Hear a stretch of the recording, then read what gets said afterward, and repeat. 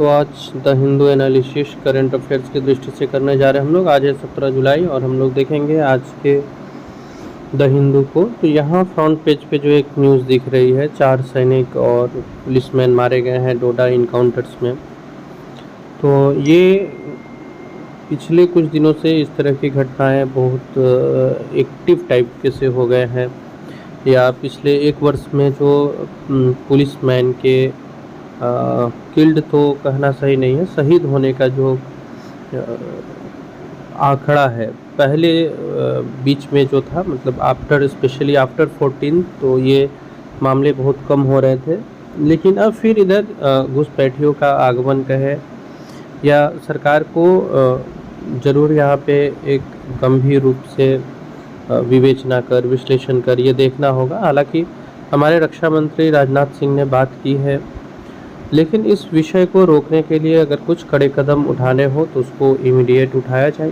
क्योंकि पहले जैसे हम लोग ही कहा करते थे कि अब भारत पहले का भारत नहीं रहा, यहाँ घुसपैठियों की संख्या बहुत कम हो गई है, या पुलिसमैन हमारे सोल्जर्स जो है वो लोग सुरक्षित है, बट ऐसा कुछ दिखता नहीं है। उसी प्रकार के एक आंकड़े को यहाँ आर्टिकल में शेयर किया गया है। आप अगर देखेंगे तो कि 2023 से 24 के बीच में किस तरह से ये संख्याएं ऐसा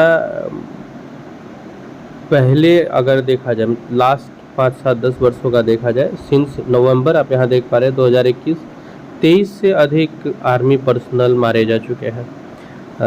40 से मीन्स ये जो घटनाएं हो रही है ना, इसमें कई तरह की चीज़ें भी विवेचना में देखने को मिल रही है, जैसे कि कहीं पे सिक्योरिटी फोर्सेस की कमी आ रही है। जो भी है इसे विश्लेषण करके रोकना ये भारत के लिए बहुत इम्पोर्टेंट होते जा रहा है। तो ये एक है न्यूज़ जो मेंस में इंटरनल सिक्योरिटी के पार्ट के दृष्टि से पढ़ सकते हैं। हम लोगों ने इस पे चर्चा किया एज एन इंडियन कि इसके ऊपर सरकार को बहुत जल्द बहुत स्ट्रिक्ट कदम उठाने होंगे। इन सब चीज़ों को रोकना बहुत आवश्यक है। अगर कहीं से घुसपैठ हो रहा है, किसी भी तरह का अगर रीज़न है, तो उस रीज़न को फाइंड आउट करके उन्हें रोकना ये सरकार की प्राथमिकता है भी। हमारी सरकार इसको लेकर के गंभीर भी है, सीरियस भी है, बात भी चल रही है लगातार। अब यहाँ पे जो भी लूप होल्स हैं उसको मैनेज करके इसके ऊपर आगे बढ़ना होगा।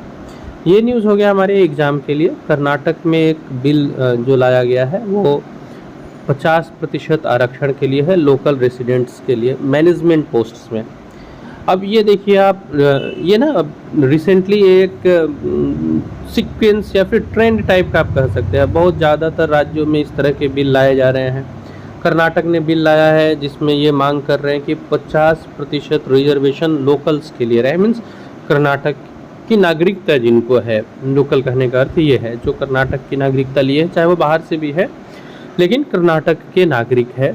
कर्नाटक की नागरिकता का अर्थ मेरा बिल्कुल ऐसा नहीं है कि भारत में कर्नाटक और भारत का अलग अलग नागरिकता मिलता है, नहीं, लेकिन कर्नाटक का एक रेसिडेंस होने का प्रमाण जिनके पास है तो वो लोग भर सकते हैं। इतना ही नहीं, आप आगे पढ़ेंगे नॉन मैनेजमेंट पोजीशंस में 75% आरक्षण।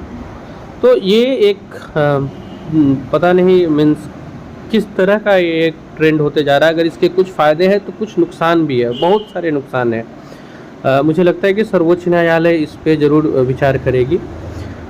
इस तरह की चीज़ें लगातार आ रही है। आप अगर देखेंगे पहले अन्य राज्यों ने भी इस तरह के बिल लेकर के आए हुए हैं। खैर, तो ये है आपको न्यूज़। कर्नाटक में जो बिल पारित हुआ है रिजर्वेशन फॉर लोकल्स, ये है factory and other establishment bill 2024, इसके तहत इसको लाया गया है। तो कौन से सरकार ने लाया है ये याद रखिएगा, कर्नाटक सरकार ने लाया है।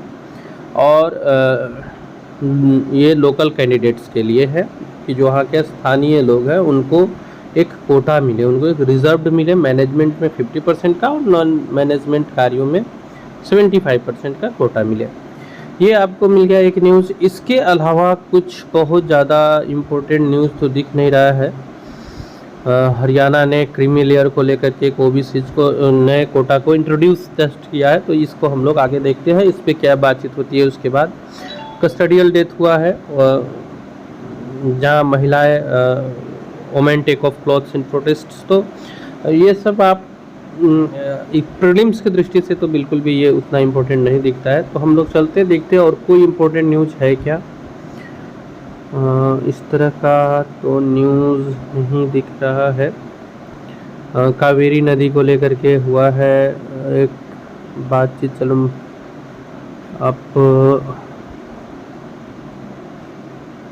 ये एक कंट्रोवर्शियल आईएएस है, इनको ट्रेनी रिकॉल मसूरी एकेडमी, ये एक मामला चल रहा है जिसको आप वैसे देख सकते हैं। आईएएस है उनका जो उन्होंने जो कोटा के अंतर्गत अपना एग्ज़ाम्स वगैरह दिया था उसको लेकर के। खैर मुझे नहीं लगता है कि प्रीलिम्स की दृष्टि से ये भी इम्पोर्टेंट है, तो इस न्यूज़ को भी हम लोग स्किप करते हैं।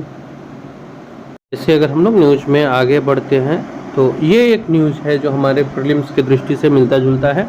2 नए जज सुप्रीम कोर्ट में नियुक्त किए गए हैं, 2 नए जज आए हैं।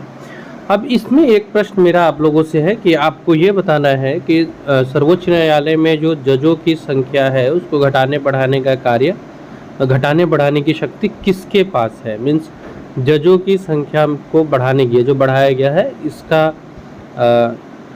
इसकी जो शक्ति है न्यायाधीश की संख्या बढ़ाने की, किसके पास है, आप मुझे कमेंट बॉक्स में बताइएगा। दार्जिलिंग ट्रेन क्रैश को लेकर के एक न्यूज़ है, इसके अलावा कुछ खास न्यूज़ दिख नहीं रहा है। तो हमारे आज के इस एनालिसिस वीडियो में इतना ही। मिलते हैं आपसे अगले इम्पोर्टेंट वीडियो के साथ। बीपीएससी का हम लोगों ने जो प्रिपरेशन है वो प्रारंभ कर दिया है। चैनल पे भी आपको बीपीएससी एग्ज़ाम से रिलेटेड वीडियोस लगातार डाले जा रहे हैं, तो आप इससे अन्य जो लोग भी प्रिपरेशन में हैं उनके साथ शेयर कर दीजिए, उनके लिए लाभप्रद रहेगा। आज के लिए इतना ही। मिलते हैं हम लोग अगले वीडियो में।